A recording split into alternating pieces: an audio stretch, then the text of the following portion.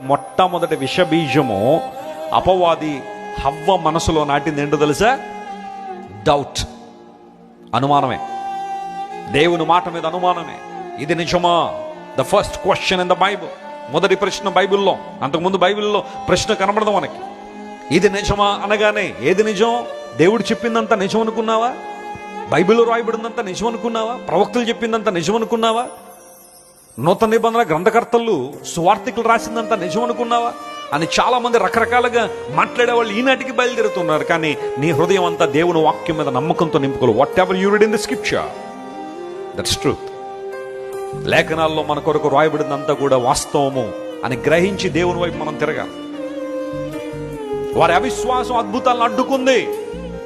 కానీ ఎవరైతే యేసయ్య దగ్గరికి విశ్వాసంతో వచ్చారో వారు ఎటువంటి వ్యాధిగ్రస్తులైన దేవుడు వారిని ఏం చేశారు చెప్పండి?